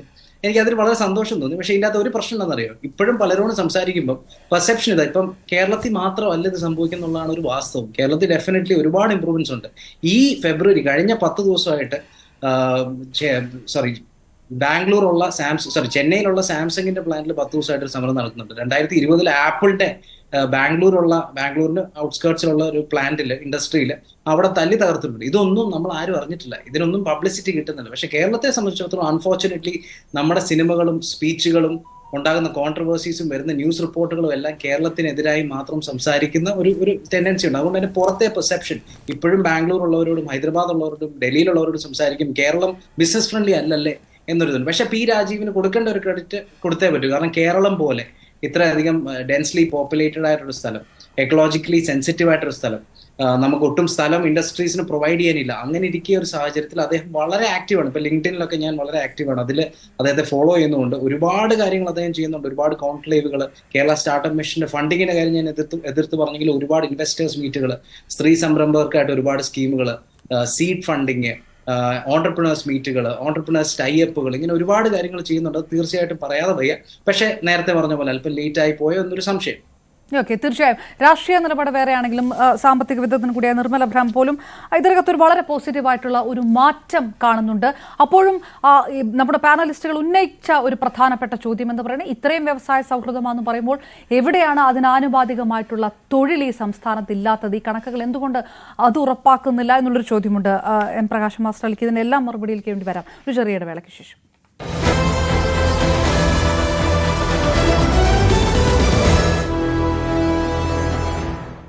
ശ്രീ വീണ്ടും ചർച്ചയിലേക്ക് വരുമ്പോൾ ശ്രീ എം പ്രകാശം മാസ്റ്റർ, ഏറെ പ്രതീക്ഷയുണ്ട്, ഇപ്പോൾ ഉണ്ടായിരിക്കുന്ന നയമാറ്റമാണ്, അത് ഞങ്ങൾ അംഗീകരിക്കുന്നു എന്നൊക്കെ വിമർശിക്കുമ്പോഴും ഈ കോൺഗ്രസ് അടക്കം ഉന്നയിക്കുന്ന ചില ചോദ്യങ്ങൾ, MSME-കളുടെ ഒക്കെ ഇത്രയും വലിയ കണക്കുകൾ പറയുമ്പോഴും അൺഎംപ്ലോയ്മെന്റ്, തൊഴിലില്ലായ്മ പരിഹരിക്കപ്പെടുന്നേയില്ല, അതെവിടെയാണ്, അതെന്തുകൊണ്ട് മാച്ച് ആകുന്നില്ല എന്നുള്ള ചോദ്യം ഈ 3 പേരും അത് കൃത്യമായിട്ട് ചോദിക്കുന്നുണ്ട്.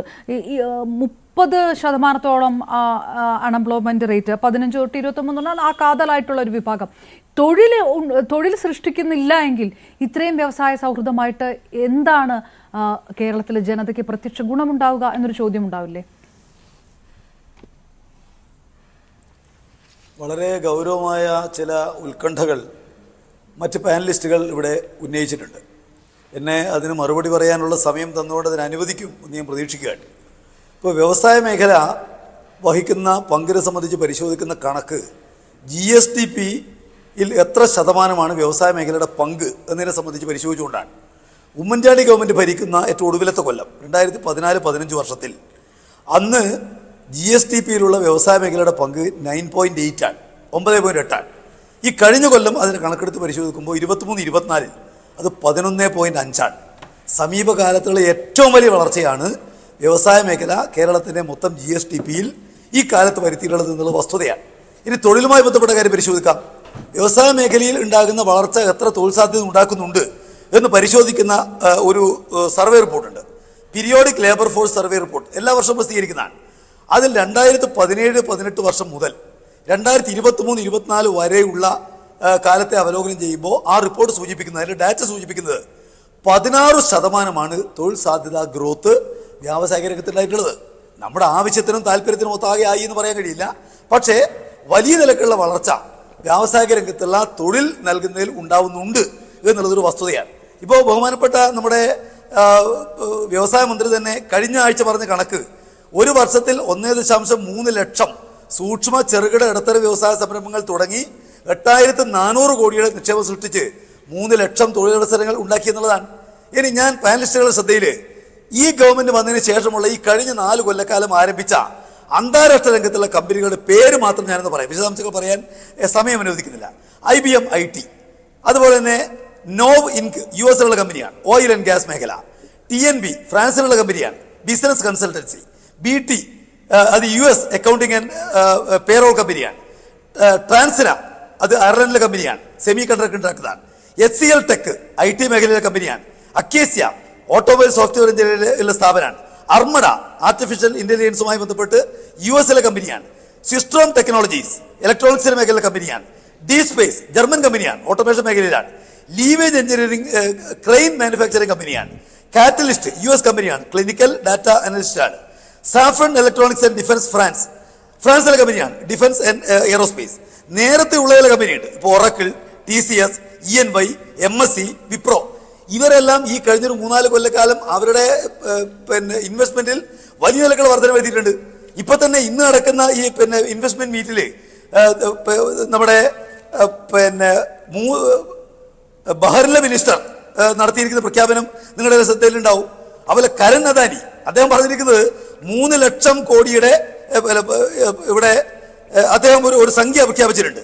അതുപോലെ റോഡ് വികസനം നിതിൻ ഗഡ്കരി 3 ലക്ഷം കോടിയുടെ ഇൻവെസ്റ്റ്മെന്റ് ഇവിടെ നടത്തുമെന്നുള്ള കാര്യം പ്രഖ്യാപിച്ചിട്ടുണ്ട്.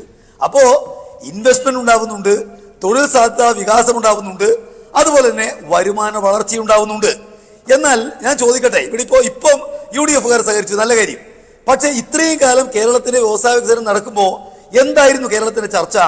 നിർഭാഗ്യവശാൽ ഇവിടെ പ്രതിപക്ഷവും ഒരു പറ്റം മാധ്യമങ്ങൾ നടത്തിയ ചർച്ച നെഗറ്റീവ് ചർച്ചയാണ്. ഇവിടെ കേരളത്തിലെ ജനങ്ങൾ എല്ലാം അറിയുന്ന കാര്യം എന്താ? കിറ്റക്സ് പോയ കാര്യം അറിയും, സാജൻ ആത്മഹത്യ ചെയ്ത കാര്യം അറിയും. ഉണ്ടായ വികാസം സംബന്ധിച്ച് ഒരു ചർച്ചയും ആരെങ്കിലും നടത്തുന്നില്ല. അപ്പോ ഏതെങ്കിലും ഒരു കമ്പനിക്കോ ഒരു വ്യക്തിക്കോ ഉണ്ടാകുന്ന തകർച്ചയല്ല, കേരളത്തിൽ മൊത്തം ഉണ്ടാകുന്ന വ്യാവസായിക രംഗത്തെ വികാസം എന്താണ്? ഇതാ പരിശോധിക്കേണ്ടത്.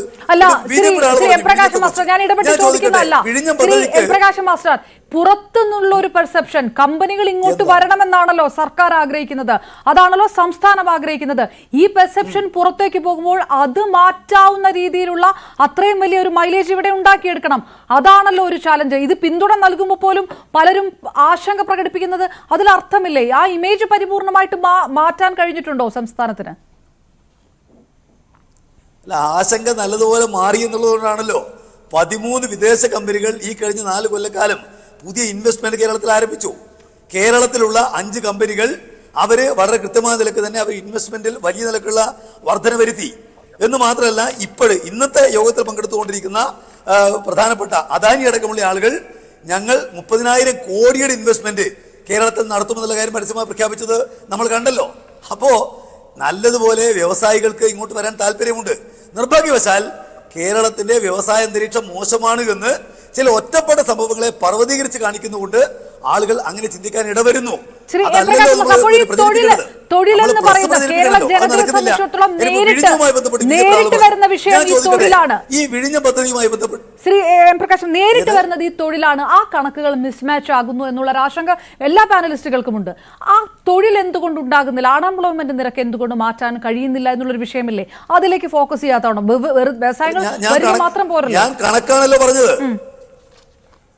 കണക്കാണല്ലോ പറഞ്ഞത്. തൊഴിൽ സാധ്യത നേരത്തെ കേരളത്തിൽ 4% ആണ് വ്യാവസായിക രംഗത്ത്. ഇപ്പോഴത് 16. നമ്മുടെ ആവശ്യത്തിനൊത്ത് കൂടി എന്ന് പറയാൻ കഴിയില്ല. പക്ഷേ ഈ LDFന്റെ ഗവൺമെന്റ് വന്നതിന് ശേഷം കേരളത്തിലെ വ്യാവസായിക രംഗത്തുള്ള തൊഴിൽ 16% കൂടിയിരിക്കുന്നു. അത് കേരള പിറവിക്ക് ശേഷം ഏറ്റവും വലിയ റെക്കോർഡാണ്. ആവശ്യത്തിനായി എന്നൊന്നും പറയാൻ വേണ്ടി കഴിയില്ല, പക്ഷേ അത് റെക്കോർഡ്, അത് അംഗീകരിക്കട്ടെ. ഇപ്പൊ വിഴിഞ്ഞുമായി ബന്ധപ്പെട്ട് BJP ആൾ പറഞ്ഞു. ഞാൻ ചോദിക്കട്ടെ, സംസ്ഥാന ഗവൺമെന്റ് ചെലവഴിച്ച അത്രയും സംഖ്യ തന്നോ? വിഴിഞ്ഞത്ത് BJP കേന്ദ്ര ഗവൺമെന്റ് തന്നില്ലല്ലോ.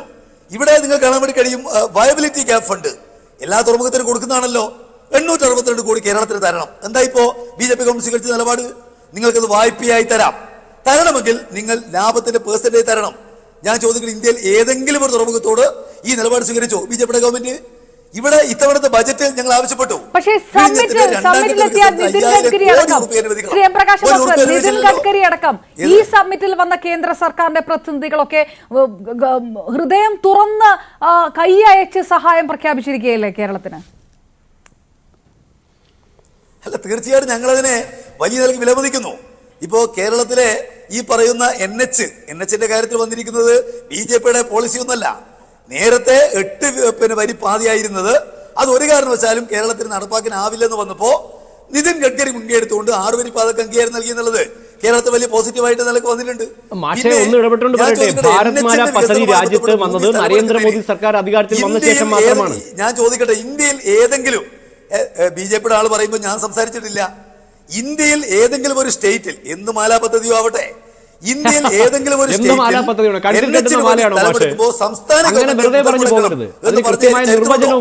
കേരളം ഇതുവരെ 5400 കോടി രൂപ ഈ സ്ഥലമെടുപ്പിന് കേരള ഗവൺമെന്റ് നൽകിയിട്ടുണ്ട് കിഫിയിൽ നിന്ന്. മറ്റൊരു സ്റ്റേറ്റും അത് വാങ്ങിച്ചിട്ടില്ല. അപ്പോ എന്തോ NH വികസനത്തിൽ വലിയ താല്പര്യമെടുക്കുന്നു BJP ഗവൺമെന്റ്. അങ്ങനെ പറയാൻ കഴിയില്ല. മുടക്കുന്നതിന് വേണ്ടിയിട്ട് നിബന്ധനകൾ വെച്ചു, പക്ഷേ ഞങ്ങൾ അതിനെ അതിജീവിച്ചു. അതല്ലാതെ എന്തോ ഒരു പ്രത്യേകമായിട്ട് താല്പര്യം BJP കേരളത്തോട് കാണിക്കുന്ന പറയാൻ വേണ്ടി കഴിയോ? അർഹതപ്പെട്ട് തരാതിരിക്കുകയാണല്ലോ.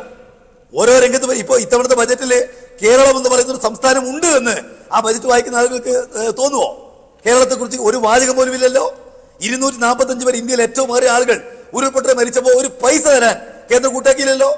അപ്പോ കേരളം എന്താ ഇന്ത്യയിലല്ലേ എന്ന് ബഹുമാനപ്പെട്ട മുഖ്യമന്ത്രിക്ക് ചോദിക്കേണ്ടി വരുന്നത് കേരളത്തോട് കാണിക്കുന്ന ഈ അവഗണനയാണ്, ശത്രുതാപരമായിട്ടുള്ള മനോഭാവമാണ്.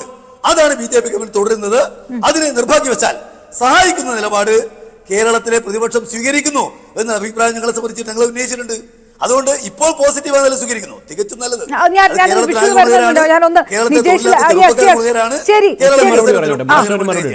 മാഷെ കഴുത്തിൽ കെട്ടുന്ന ഏതെങ്കിലും ഒരു ചുവന്ന മാലയെ പറ്റി മാത്രമേ മാഷിനറിയാവൂ. ഭാരത് മാല പദ്ധതി എന്ന് പറയുന്നത് ഈ രാജ്യം മുഴുവൻ നരേന്ദ്രമോദി സർക്കാർ ഹൈവേ വികസനവുമായി ബന്ധപ്പെട്ട് നടപ്പിലാക്കുന്ന പരിപാടിയാണ്.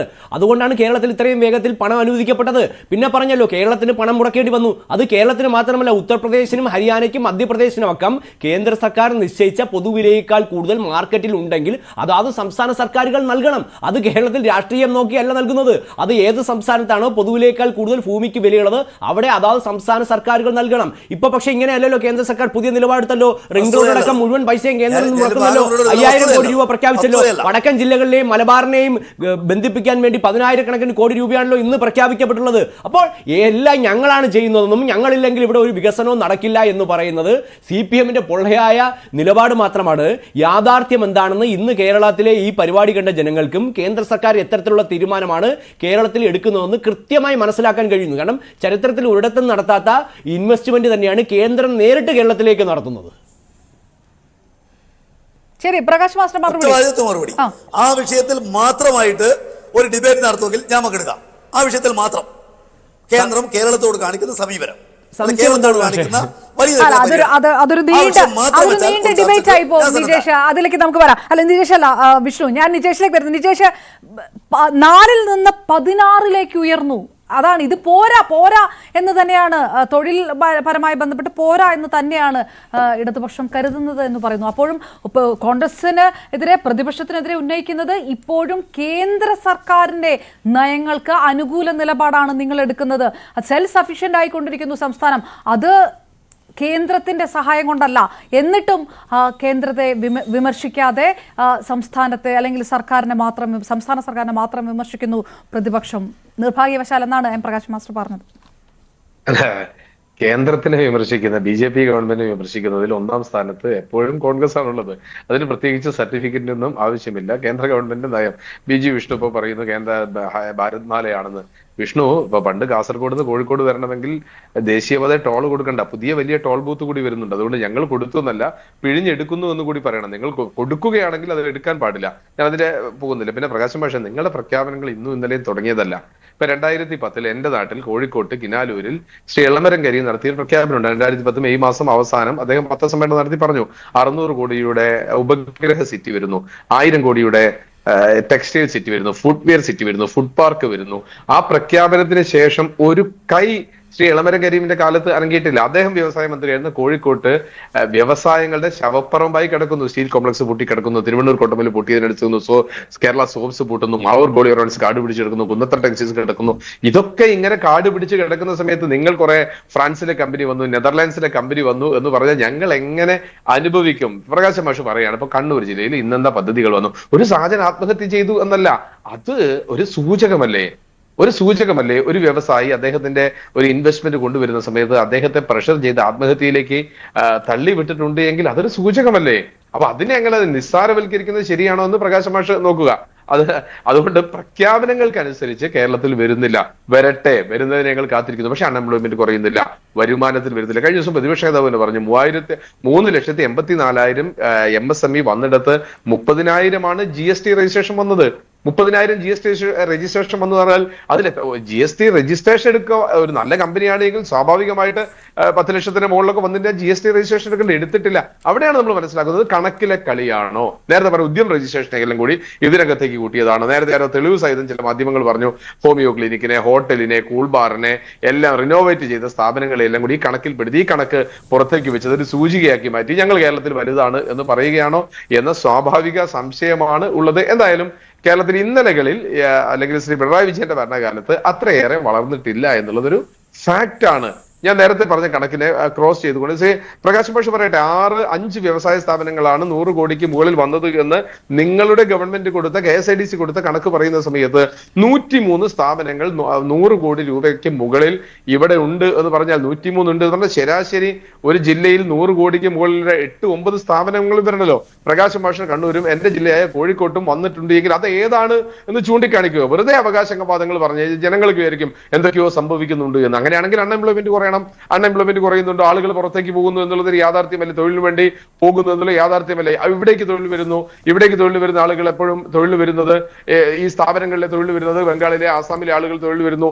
അപ്പൊ ഇവിടെ കിട്ടുന്ന തൊഴിൽ ഒരു ലെവൽ വെച്ച് നോക്കുമ്പോൾ അതിന്റെ ഏറ്റവും കൂലി കുറഞ്ഞ തൊഴിൽ നോക്കിയിട്ടാണ് വരുന്നത്. ഇവിടെയുള്ള ആളുകൾക്ക് അൺഎംപ്ലോയ്മെന്റ് ആണുള്ളത്, വിദ്യാഭ്യാസ സമ്പന്ന ആളുകൾക്ക് തൊഴിൽ കൊടുക്കാൻ സാധിക്കുന്നില്ല. ഇതൊക്കെ ഒരു യാഥാർത്ഥ്യം തന്നെയാണ്. ഈ യാഥാർത്ഥ്യത്തിന് അപ്പുറത്തേക്ക് ഇന്നത്തെ മീറ്റിന് കടക്കാൻ കഴിഞ്ഞാൽ ഞങ്ങൾ നിങ്ങളെ സപ്പോർട്ട് ചെയ്യും. പക്ഷെ കണക്കുകൾ പറഞ്ഞുകൊണ്ട് കണക്കുകൾ കൊണ്ട് മാത്രം അതിജീവിക്കുക എന്നുള്ളത് ഒരു വികസിത ലോകത്തിന് യോജിച്ച രീതിയല്ല എന്നുള്ളതാണ്. അതൊരു യാഥാർത്ഥ്യമായി പരിണമിക്കുന്ന സമയത്ത് ഞങ്ങളൊക്കെ അംഗീകരിക്കാൻ തയ്യാറാണ്. ഇങ്ങനെ കണക്ക് മാത്രം പറയുമ്പോൾ നമ്മളൊക്കെ ലോകത്തുള്ള എല്ലാ ആളുകളും ഇപ്പൊ ആശ്രയിക്കുന്നത്, ഇപ്പൊ കേരളത്തെ പറ്റി പറഞ്ഞു, കേരളത്തിന്റെ വ്യവസായ നയത്തെ പറ്റി പറയുന്നത് വെറുതെ നമ്മളൊന്ന് ഗൂഗിളിൽ സെർച്ച് ചെയ്ത് കഴിഞ്ഞാൽ ആദ്യം വരിക ശ്രീ പി രാജീവിന്റെ അഭിമുഖമാണ്. ആ അഭിമുഖത്തിനകത്താണ് പറയുന്നത് 44,000 കോടി രൂപയുടെ ഇൻവെസ്റ്റ്മെന്റ് ഉണ്ട്, 600 ചില്ലാൻ ഇത്രയുണ്ട് എന്നൊക്കെ പറയുമ്പോൾ ഏതൊരാൾക്കും പ്രതീക്ഷയുണ്ടാകും. എന്നാൽ അതിന്റെ തൊട്ട് താഴേക്ക് വീണ്ടും അടിച്ചു വരുമ്പോഴാണ് ഇവിടുത്തെ കേരളത്തിലെ യഥാർത്ഥ കണക്കിൽ 67,000 MSME മാത്രമേ ഉള്ളൂ, 5 വ്യവസായ സ്ഥാപനങ്ങൾ മാത്രമേ ഉള്ളൂ. അപ്പൊ ഇത് തമ്മിലൊരു ചേർന്ന് പോവാത്ത ചില സാഹചര്യങ്ങളില്ലേ, ആ സാഹചര്യങ്ങളെയാണ് ചൂണ്ടിക്കാണിക്കുന്നത്. യാഥാർത്ഥ്യമായി വരട്ടെ, യാഥാർത്ഥ്യമാവട്ടെ, ചുവപ്പ് നാടകൾ മാറട്ടെ, ഇതൊക്കെ നമ്മളും ഒക്കെ ആഗ്രഹിക്കുന്നുണ്ട്. ആ ആഗ്രഹിക്കുന്ന തലത്തിലേക്ക് എത്തിക്കാൻ ഈ ഗവൺമെന്റിന് സാധിച്ചു കഴിഞ്ഞാൽ ഞങ്ങൾ സപ്പോർട്ട് ചെയ്യും. അതിൽ യാതൊരു സംശയവും. കേന്ദ്ര ഗവൺമെന്റിന്റെ അവകാശവാദങ്ങളിലേക്കൊന്നും കടന്നു പോകുന്നില്ല. ശ്രീ വിഷ്ണു പറയുന്നത് എല്ലാം നരേന്ദ്രമോദിയുടെ കാലത്താണ് വന്നത്.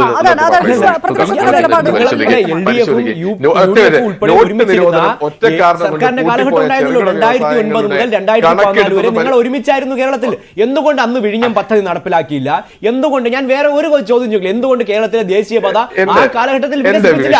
അന്ന് UPA-യുടെ ഭാഗമായി CPM-ന് ഈ വ്യവസായത്തിലെല്ലാം കേരളത്തെ മാറ്റി നിർത്തി. സിമ്പിൾ ആയിട്ടുള്ള ചോദ്യമാണ് ഞാൻ ചോദിക്കുന്നത്. ഞാൻ ഒരുപാട് ചോദ്യം ചോദിച്ചിട്ടില്ല. വിഴിഞ്ഞം പദ്ധതിക്കകത്ത് തുടങ്ങുന്നതിലും നടപ്പിലാക്കിയതിലും ഭാരതീയ ജനതാ പാർട്ടിക്ക് ഒരു പങ്കാളിത്തവുമില്ല.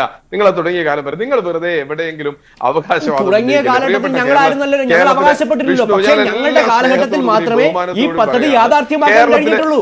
നിങ്ങൾ ഭരിച്ചിരുന്ന കാലഘട്ടത്തിൽ 40 വർഷത്തെ ചരിത്രമുണ്ട് വിഴിഞ്ഞം പദ്ധതിയുമായി ബന്ധപ്പെട്ട്.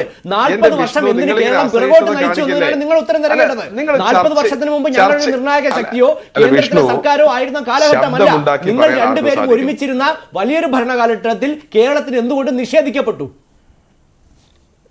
വിഷ്ണു, നിങ്ങൾക്ക് ഈ കേരളത്തിന്റെ വികസനത്തിൽ നിങ്ങൾക്ക് ഒരു പങ്കുമില്ല. ഈ വയനാട്ടിലെ മുണ്ടക്കയിലേക്ക് മാർച്ച് 31 മുമ്പ് തീർക്കണം എന്ന് പറഞ്ഞ 500 കോടി രൂപ കൊടുത്ത് അതിനെ ന്യായീകരിക്കാൻ ഞാൻ ചോദിച്ച ചോദ്യം അതല്ലല്ലോ താങ്കളോട്. ഞാൻ സ്പെസിഫിക് ആയിട്ട് 2 ചോദ്യങ്ങളാണ് നികേഷിനോട് ചോദിച്ചത്. അതിന് ഉത്തരം പറയൂ.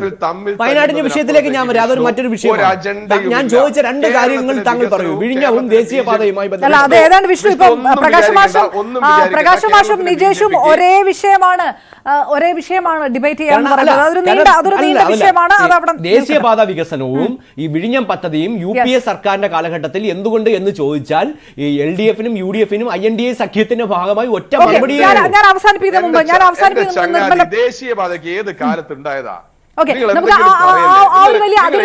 നീണ്ട ഡിബേറ്റ് ആയതുകൊണ്ട് അതിലേക്ക് ഞാൻ കടക്കുന്നില്ല. ഞാൻ അവസാനിപ്പിക്കുന്നതിന് മുമ്പ് താങ്കൾ പറയുന്നു, ഞാൻ കേൾക്കാൻ തയ്യാറാണല്ലോ. നമുക്ക് നിങ്ങൾ ഇടയ്ക്ക് കയറി പറയല്ലേ. താങ്കൾ ചോദിച്ച മറുപടിക്കാണ് ഞാൻ പറഞ്ഞത്. ഞാനൊരു ചോദ്യം ചോദിച്ചു, അതിന് താങ്കൾക്ക് ഉത്തരമില്ല. വേറെ ആരെങ്കിലും സംസാരിച്ചോ വിഷ്ണു? നിങ്ങൾ സംസാരിക്കുമ്പോൾ ബാക്കി 3 പേർ കേട്ടുന്നില്ലേ? നിങ്ങൾ എന്തുകൊണ്ട് അതിനിടയ്ക്ക് കയറി പറയുന്നു? നിങ്ങൾക്ക് എന്തിനാ ഇത്ര തിരക്ക്? ഞങ്ങൾ പറയുന്നത് കേൾക്കാനുള്ള മനസ്സെന്താ നിങ്ങൾക്കില്ലാത്തത്? അത് വിഷ്ണു, നിങ്ങളുടെ സ്വഭാവം നിങ്ങളുടെ അസഹിഷ്ണുതയാണ്. ആ അസഹിഷ്ണുത മാറ്റിവെച്ച് നിങ്ങൾ ചർച്ചയ്ക്ക് വാ. കേരളത്തിലെ BJPക്ക് വികസനത്തിന്റെ കാര്യത്തിൽ ഒരു കാഴ്ചപ്പാടുമില്ല. തമ്മിലടിക്കാനും 4 കാശ് ഉണ്ടാക്കുക എന്നാണ് കേരളത്തിലെ BJPയുടെ നയം. അതിനപ്പുറത്ത് ഒരു നയവും കേരളത്തിലെ BJPക്ക് ഇല്ല. ശശി തരൂർ പഠിപ്പിച്ചിട്ട് പോലെ BJPയുടെ കാര്യം നോക്കാൻ ഞങ്ങൾക്ക് നേതാക്കന്മാർ നേതൃത്വം ശശി തരൂർ പഠിപ്പിക്കും, രമേശ് ചെന്നിത്തലയെ പഠിപ്പിക്കും, രാഷ്ട്രീയ വിഷയമായി പോയാൽ അതൊരു ഒരു വലിയ നീണ്ട ഡിബേറ്റിലേക്ക് പോകും. അതിനുള്ള സമയമൊക്കെ നമുക്ക് ഇനി വരുന്ന ദിവസങ്ങളിൽ കിട്ടും. ഞാൻ നിർമ്മലയ്ക്ക് പോകും. നിർമ്മൽ, ഒറ്റ കാര്യം കൂടിയാണ്. വനിതാ സംരംഭകർ, ഒരു 1,00,000-ലകം വനിതാ സംരംഭകരൊക്കെ കേരളത്തിൽ ഉണ്ടായി. അത് ഈ സംരംഭക വർഷമായിട്ടൊക്കെ ബന്ധപ്പെട്ട് നമ്മൾ ഈ തൊഴിലിന്റെ വിഷയം പറയുമ്പോഴും അതിനപ്പുറത്തേക്ക് ഈ സെൽഫ് സഫീഷ്യന്റ് ആകുന്ന പ്രത്യേകിച്ച് സ്ത്രീകളുടെ ഒക്കെ ഒരു എണ്ണം കൂടിയിട്ടൊക്കെ ഉണ്ട്. അതായത് മാറ്റം എന്ന് പറയുന്നത് ചില സൂചകങ്ങളില്ലെങ്കിലും മറ്റു ചില സൂചകങ്ങളുണ്ട്. അതും കൂടെ കണ്ടുകൊണ്ട് വേണം നമുക്കൊരു പോസിറ്റീവ് ഒരു നോട്ടിൽ അവസാനിപ്പിക്കാം. അല്ല, തീർച്ചയായിട്ടും. അതുകൊണ്ട് ഞാൻ നേരത്തെ സൂചിപ്പിച്ചല്ലോ, ഇപ്പൊ സ്ത്രീകൾക്കായിട്ട് Kerala startup mission soft loans കൊടുക്കുന്നു. സീഡ് ക്യാപിറ്റൽ കൊടുക്കുന്നു. അങ്ങനെയുള്ള ഒരുപാട് സ്കീംസ് ഉണ്ട്. അതിന്റെ ഭാഗമായിട്ട് തന്നെ ഒരുപാട് ഫീമെയിൽ ഓണ്ടർപ്രണേഴ്സ് കൂടിയിട്ടുണ്ട്. നേരത്തെ 2 കാര്യങ്ങൾ ജസ്റ്റ് ഒന്ന് അഡ്രസ് ചെയ്യാം. അൺഎംപ്ലോയ്മെന്റ് മാത്രമല്ല, 2 കാര്യങ്ങളൂടെ അഡ്രസ് ചെയ്തില്ലെങ്കിൽ കേരളത്തിന്റെ എക്കോണമിക്ക് ഒരു വളർച്ച വരത്തില്ല. ഒന്ന് മൈഗ്രേഷൻ. 2018 കണക്കനുസരിച്ച് 1,29,000 സ്റ്റുഡൻസ് ആണ് ഇവിടുന്ന് പോയതെങ്കിൽ കഴിഞ്ഞ വർഷത്തെ കണക്കനുസരിച്ച് ഓൺ ആവറേജ് 2.5 ലക്ഷം ആളുകളാണ് പോകുന്നത്. അതായത് നേരെ ഇരട്ടിയാകും. അപ്പൊ അവിടെ 2 ചോദ്യമുണ്ട്. ഇങ്ങനെ പോകുന്ന ആളുകൾ, ഇപ്പൊ പണ്ടത്തെ ആളുകൾ പോകുന്നു വെച്ച് കഴിഞ്ഞാൽ കുടുംബം വികസിപ്പിക്കാൻ അങ്ങോട്ട് പോകുന്നു, നാട്ടിലോട്ട് 30,000 40,000 50,000 അയക്കുന്നു, അവരത് വെച്ച് വാടക കൊടുക്കുന്നു, കാറ് മേടിക്കുന്നു, വീട് പണിയുന്നു. ഇങ്ങനെയൊക്കെ ചെയ്യുമ്പോഴത്തേക്ക് അവിടെ സ്പെൻഡിങ് ഉണ്ട്. പക്ഷെ ഇന്ന് പോകുന്ന കുട്ടികൾ എന്ന് പറഞ്ഞാൽ അത്യാവശ്യം വെൽ ഓഫ് ആയിട്ടുള്ളവരാണ്. അവർ അവിടെ ചെന്നിട്ട് അവരുടെ എഡ്യൂക്കേഷൻ ലോണും അടച്ച് അവിടെ ഒരു വീടും പണിത് കാറും മേടിച്ച് ജീവിക്കാനാണ് പോകുന്നത്. അപ്പൊ ആ റെമിറ്റൻസ് കുറയുന്നുണ്ട്, ഒരു വശത്ത് മൈഗ്രേഷൻ കൂടുന്നുണ്ട്. അതുകൊണ്ട് എൻ്റെ ഒരു ഭയം എന്താണെന്ന് വെച്ച് കഴിഞ്ഞാൽ, ഇന്നിപ്പോ ഇൻവെസ്റ്റ് ഇൻ കേരള സമ്മിറ്റ് നടന്നു. ഒരു 4-5 വർഷത്തിനുള്ളിൽ വർക്ക് ഇൻ കേരള എന്നൊരു സമ്മിറ്റ് നടത്തിക്കൊണ്ട് പുറത്തുള്ള ആളുകളെയൊക്കെ നമ്മൾ ഇങ്ങോട്ട് വിളിക്കേണ്ടി വരുമോ എന്നൊരു ഭയമുണ്ട്. കാരണം ഇവിടെ വർക്ക് ഫോഴ്സ് കുറഞ്ഞു വരുവാണ്. മാത്രമല്ല ഈ പറയുന്ന കമ്പനികൾ, ഫോറിൻ കമ്പനികൾ ഇപ്പോഴും ഉണ്ടല്ലോ ഇവിടെ, EY, TCSഉം ഒക്കെ ഉണ്ട്, EY ഒക്കെ ഉണ്ട്. അപ്പൊ അങ്ങനെയുള്ള കമ്പനികളുടെ തീർച്ചയായിട്ടും അതുകൂടി റിലേറ്റഡ് ആയിട്ടുള്ള ചർച്ചകൾ കൂടി ഇതിനകത്ത് നടക്കും. സമയപരിമിതിയോട് എന്നോട് ക്ഷമിക്കുക ശ്രീ നിർമ്മല അബ്രഹാം. ഏതായാലും കൂടുതൽ വ്യവസായങ്ങൾ വരട്ടെ, കൂടുതൽ വ്യവസായങ്ങൾ വളരട്ടെ കേരളത്തിൽ. അതിനൊപ്പം തന്നെയാണ് സർക്കാരിന്റെ ആ നിലപാടിനൊപ്പം തന്നെയാണ് പ്രതിപക്ഷവും കോൺഗ്രസും BJPയും ഒക്കെ. പക്ഷേ ആശങ്ക ഈ നയവും സാഹചര്യവും ഒക്കെ തുടരുമോ എന്നുള്ള കാര്യത്തിൽ മാത്രമാണ് ഉള്ളത്. അതിനായി ഉറ്റുനോക്കുക കൂടിയാണ് ജനങ്ങൾ. വളരെയധികം നന്ദി ശ്രീ എം പ്രകാശ് മാസ്റ്റർ, നിർമ്മല അബ്രഹാം, ശ്രീ നിജേഷ് അരവിന്ദ്, ഒപ്പം ശ്രീ BG വിഷ്ണു ചർച്ചയ്ക്കൊപ്പം ചേർന്നതിന്. പൂർണ്ണമാകുന്നു സ്പെഷ്യൽ ഡിബേറ്റ്. നമസ്കാരം.